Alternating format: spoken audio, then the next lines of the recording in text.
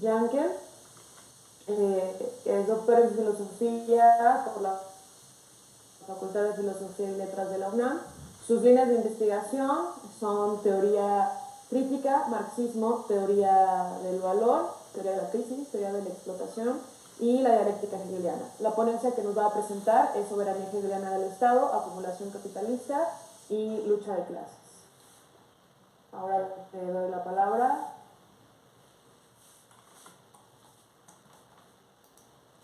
Hola compañeras y compañeros, buenos días. ¿Sí se me escucha bien?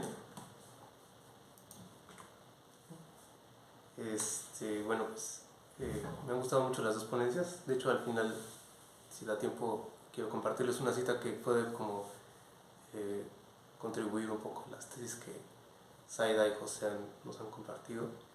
Bueno, antes de empezar, pues quiero agradecerle a Diana y a Sergio por la invitación, por la oportunidad que me dan de compartir aquí algunas ideas que he pensado de un tiempo para acá. Y bueno, lo que yo quiero hacer es intentar, desde la crítica de la economía política, esbozar otra lectura de la filosofía del derecho, además de la que nos dio, o de la clásica lectura del joven Marx, ¿no? Y es un intento de responder a la pregunta acerca de cuál es la relación que, según Hegel, tendría el Estado que mantener con el capital, y en un sentido más restringido con la clase capitalista. Y creo que es en general aceptado que en esa obra, basada en la filosofía del derecho, el papel del Estado consiste, entre otras cosas, en contrarrestar los desequilibrios inducidos por el esquema capitalista de reproducción. Sin embargo, creo que el debate más álgido gira, o podría girar en torno a si ese contrapeso del Estado se basa en una relación de inmanencia o de trascendencia entre Estado y capital, y si en caso de ser trascendente se trata de una relación de coordinación o de oposición antagónica, ¿no? Mi interpretación es que desde el punto de vista del propio Hegel se trata de una relación inmanente, en el sentido de que el Estado, por medio de la regulación, realiza lo que el capital necesita pero no puede realizar por sí mismo, a saber, el equilibrio y la prevención y la salida de la crisis económica, ¿no? En este sentido, no creo, a diferencia de otras lecturas, yo no creo que Hegel esté proponiendo un modelo parecido al estado de bienestar, que aunque fuese trascendente, pudiera coordinarse con el modo de producción capitalista, y mucho menos creo que Hegel mantenga una postura anticapitalista en sentido amplio, ¿no? A mi juicio, creo que si en Hegel hay algo de anticapitalista es solamente en un sentido muy restringido, y que tiene que ver con su abierto apoyo político a la clase terrateniente en detrimento de la participación política del estamento industrial, ¿no? Como le llaman ahí. La pregunta, sin embargo, básica podría ser: ¿qué entendemos o qué entiende Hegel por capital? ¿O qué podríamos nosotros entender por capital desde el planteamiento de Hegel, ¿no? El concepto que hoy nos podemos hacer de capital y de capitalismo puede llegar a tener una precisión técnica que sin duda no es posible encontrar en Hegel, ¿no? Hegel utiliza el término en un sentido, yo diría que laxo, de un patrimonio particular, material y monetario, que está dispuesto a la producción, ¿no? Pero el término, sin embargo, lo introduce haciendo alusión explícita a un contexto de intercambio mercantil y de consecución de ganancias. Es por ello que yo creo que no representa mayor problema aseverar que Hegel está hablando de una configuración social que cabe denominar capitalista, entendiendo que el capital es el dinero invertido en una actividad productiva que por intermediación del mercado busca obtener una ganancia. Entendiendo así las cosas, podemos preguntarnos cómo aparece el capital y el capitalismo en el planteamiento de Hegel. El locus textual dentro de la filosofía del derecho, ahí donde Hegel conceptualiza el fenómeno del capital, es el segundo momento de la eticidad, ¿no? El de la sociedad civil. Y para Hegel la sociedad civil es, por lo menos, ¿no? Para decirlo menos, es un conjunto de personas, ¿no? Es decir, personas en un sentido técnico, es decir, de voluntades que se realizan como libres en virtud de la posesión de su cuerpo y de la propiedad privada o exclusiva de sus bienes, ¿no? Pero es un conjunto cuya característica determinante es la formación de un sistema de relaciones, que Hegel le llama sistema de necesidades, según el cual la personalidad debe también a su vez realizarse en virtud del trabajo y de la satisfacción de las necesidades de otros individuos. Ahora, esto es creo que lo más relevante para el planteamiento. El punto de vista del individuo en cuanto miembro de la sociedad civil es el interés particular. Técnicamente esto significa que la proporción entre trabajo y satisfacción de necesidades debe reducirse de tal manera que con un menor trabajo pueda obtenerse un mayor margen de utilidad. Es decir, este cálculo es el que introduce el punto de vista del interés particular, ¿no? En teoría, este esquema de cálculo debería redundar en una tasa costo-beneficio favorable para el todo de la sociedad civil, siempre que, y a condición de que el intercambio tenga lugar en un sistema de equivalencias, siempre que el interés personal conduzca en consecuencia a un incremento de la productividad social. De esta manera, lo que Hegel llama el patrimonio universal, es decir, la riqueza socialmente disponible, debería incrementarse en cuanto o como efecto agregado del cálculo particular de cada miembro de la sociedad civil, ¿no? En la fenomenología del espíritu, Hegel explica en términos muy generales esta lógica, ¿no? Voy a leerlo. Dice, el trabajo del individuo para satisfacer sus necesidades es tanto una satisfacción de las necesidades de los otros como de las suyas propias, y solo alcanza la satisfacción de sus propias necesidades por el trabajo de los otros. Así como el individuo lleva a cabo en su trabajo singular inconscientemente un trabajo universal, lleva a su vez a cabo el trabajo universal como un objeto consciente. El todo se convierte en obra suya como totalidad, obra a la que se sacrifica y precisamente así se recobra a sí mismo desde esta totalidad. No hay aquí nada que no sea recíproco, nada en que la independencia del individuo no cobre su significación positiva del ser para sí en la disolución de su ser para sí, es decir, en la negación de sí mismo. Hasta ahí Hegel. La idea de Hegel es que mediante el trabajo particular se alcanza una satisfacción social y mediante esa satisfacción se alcanza, en el contexto de la filosofía del derecho, la dignidad personal, ¿no? Esto que acabo de decir queda más claro en la filosofía del derecho, ¿no? En el parágrafo 199, Hegel explica esto ya de forma todavía más específica, ¿no? Dice, leo otra vez, en esta dependencia y reciprocidad del trabajo y de la satisfacción de las necesidades, el egoísmo subjetivo se transforma en la contribución a la satisfacción de las necesidades de todos los demás, en la mediación de lo particular por lo universal como movimiento dialéctico, de modo que mientras cada uno gana, produce y goza para sí, justamente por eso produce gana para el goce de los demás. Esta necesidad que se encuentra en el entrelazamiento omnilateral de la dependencia de todos es en lo sucesivo para cada uno un patrimonio universal permanente que encierra para él la posibilidad de participar en él mismo gracias a su formación y habilidad, para estar asegurada su subsistencia, así como lo adquirido por mediación de su trabajo conserva y acrecienta el patrimonio general. Hasta aquí Hegel. Aquí Hegel está presuponiendo, sin embargo, que el margen de satisfacción del individuo es proporcional o recíproco respecto de la conformación del patrimonio universal. Sin embargo, en la misma filosofía del derecho, Hegel va a matizar ese presupuesto de que para un esquema de la división social del trabajo o una división socializada del trabajo se cumple o se cumpliría el equilibrio sayesiano entre producción y consumo. En cambio, ¿no? Para matizar ese presupuesto, va a llamar la atención sobre la posibilidad de que tal reciprocidad no se cumpla, de hecho, ¿no? Y de que ese desequilibrio dé lugar a una crisis clásica de sobreproducción.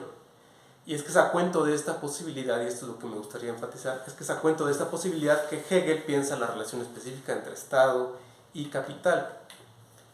Entonces, además de esto, en la filosofía del derecho, Hegel presupone que, para explicar esta recurrencia de la crisis, presupone, uno, que la producción social crece más rápido que la capacidad social de consumo. Esto lo dice en el parágrafo 245.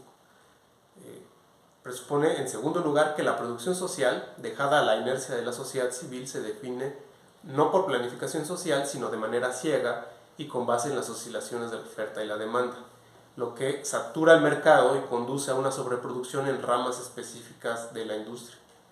En tercer lugar, que en uno y en otro caso, el excedente será consumido, como después dirá también Bataille, ¿no?, de manera dispendiosa, suntuaria o improductiva por parte de las clases adineradas, ¿no?, lo que redundará en una reducción de la inversión, ¿no? Y aquí quiero diferir con la interpretación que tiene Alicioni al respecto en su libro de Hegel y el Capital, porque él dice que el primer motor desencadenante de la crisis sería para Hegel este consumo improductivo de la clase adinerada. Y aunque ciertamente se trata de un factor que retroalimenta la crisis, en Hegel no creo que se trate de un factor que lo desencadene, ¿no? El desencadenante, creo, a mi juicio, al menos en la interpretación que yo tengo, el factor desencadenante primero es que la producción social crece por encima de la capacidad social de consumo, ¿no? Bueno, tal sobreproducción puesta en el registro de una economía de mercado implica la existencia de una masa de mercancías que quedarían sin vender, ¿no? Y Hegel también utiliza el mismo término que Marx, ¿no?, para referirse al monstruoso cúmulo de mercancías, ¿no? Ungeheuer, creo que es la palabra. Lo que conduciría o bien a la reducción de la producción o bien a la quiebra de muchas empresas, en cualquier caso a la pérdida de capital, a la caída de salarios y al desempleo masivo, ¿no? Por lo demás, Hegel piensa que esta tendencia a la sobreproducción es algo inevitable en el entendido de que es un movimiento inercial de la lógica económica de la sociedad civil. En consecuencia, su modelo de Estado contempla la formación o el fomento de la formación de instancias sociales reguladoras que aminoren tanto los efectos de la sobreproducción como el volumen mismo de la producción. Estas instancias son, por parte del Estado, la policía, y por parte de la sociedad civil y del estamento industrial en particular, la corporación, ¿no? La policía tendría que estar encargada, entre otras cosas, y claro, aquí el término policía no es necesariamente lo mismo que entendemos ahora por policía, pero no voy a abundar en eso.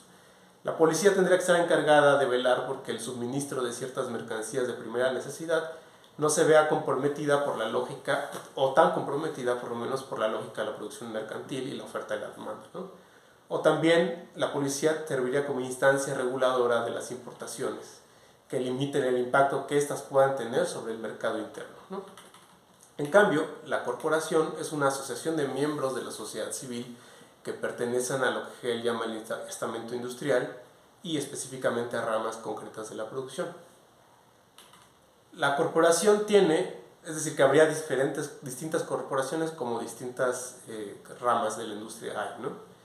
La corporación tiene la finalidad de velar colectivamente por el bienestar de sus miembros, lo que quiere decir, en primer lugar, solidarizarse con ellas y con ellos en caso de desempleo.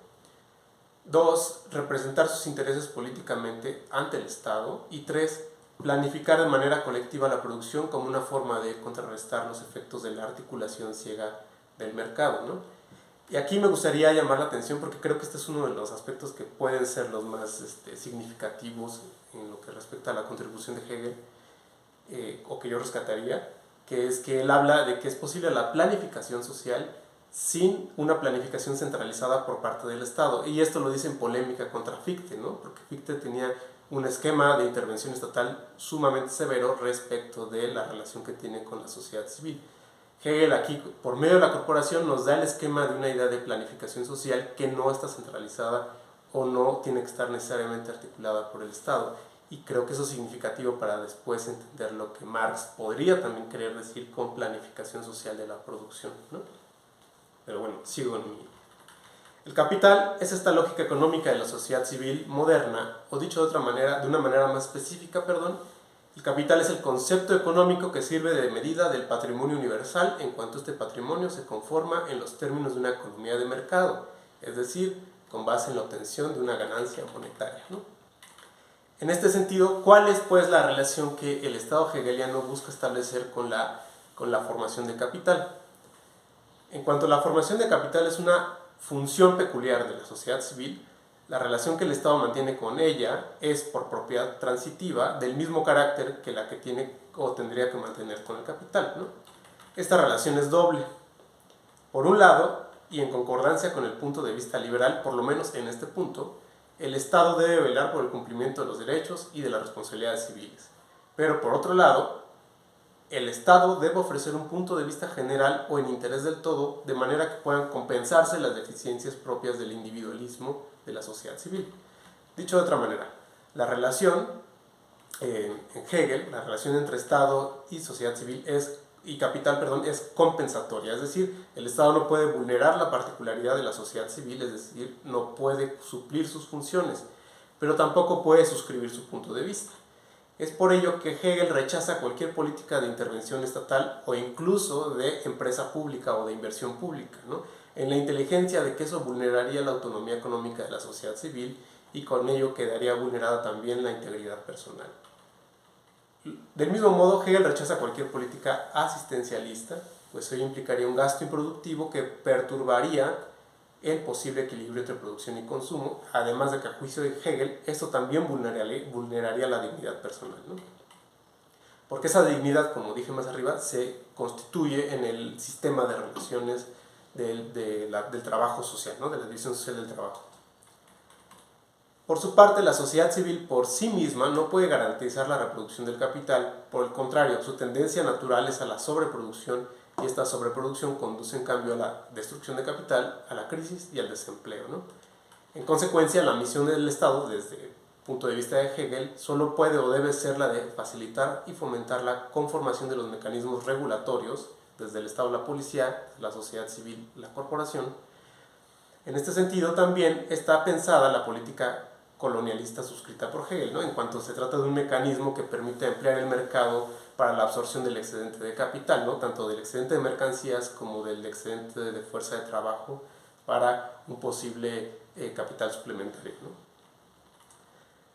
No hay entonces, a juicio de Hegel, una relación de oposición entre Estado y capital, porque tampoco hay oposición entre Estado y sociedad civil. De hecho, si al pueblo le corresponde la categoría sociedad civil, es porque está pensado ya como orgánicamente articulado con el Estado. Sin esta organicidad, el pueblo solo cuenta para Hegel como una multitud o una plebe, ¿no? Una muchedumbre, digamos, despolitizada, resentida y atomizada, ¿no? Y aquí ojo, ¿no? Porque atomizado no quiere decir, no es lo mismo que individualista, pues, ¿no? En este sentido, debe entenderse que desde la perspectiva hegeliana el Estado debería hacer posible el desarrollo capitalista como algo parecido a lo que aquí en México durante el periodo del boom que gestionó el prismo llamábamos el desarrollo estabilizador, ¿no? Bueno, por todo esto creo que a diferencia de otros intérpretes, no creo que exista en Hegel una crítica como tal del capitalismo, ni mucho menos un rechazo anticapitalista como ha asegurado incluso un comentarista que se llama Michael Thompson, ¿no? Existe sin duda un reconocimiento de los malestares sociales, ¿no? Incluso podríamos decir una denuncia de los mismos que el capitalismo produce, es decir, pobreza, alienación del trabajo, distribución ciega del trabajo social, pero con ese reconocimiento Hegel también sugiere un remedio compensatorio.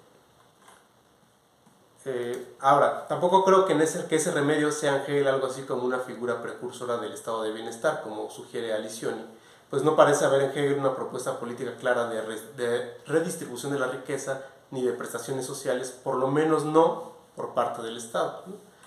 Desde mi punto de vista, la lectura quizá excesivamente indulgente que desde la izquierda se ha hecho de Hegel se debe a que su planteamiento alimenta la expectativa de que el capitalismo puede ser llevadero bajo una política regulatoria y no intervencionista. Ahora bien, es por eso que creo que es necesario elaborar una crítica de Hegel desde la perspectiva de la crítica de la economía política.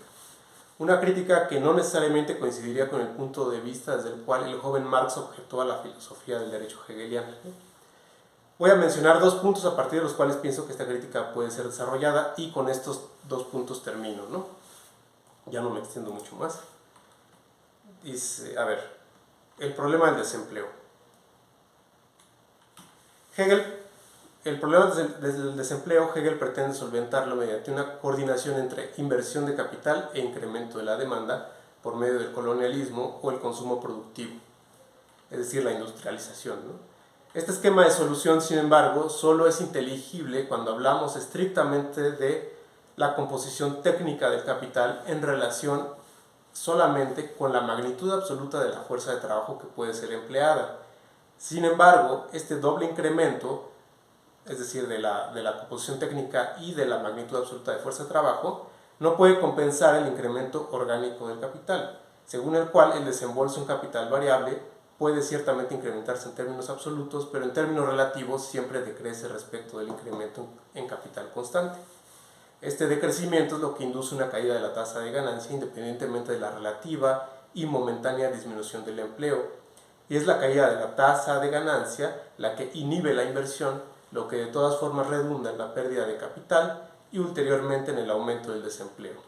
La propuesta de Hegel, por lo tanto, solo es pertinente para capitales, este es el punto, ¿no?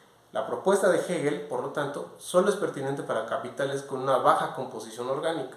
Es por ello que solo debe tomarse como adecuada bajo condiciones de una incipiente industrialización como la que el mismo Hegel tenía ante sus ojos, ¿no?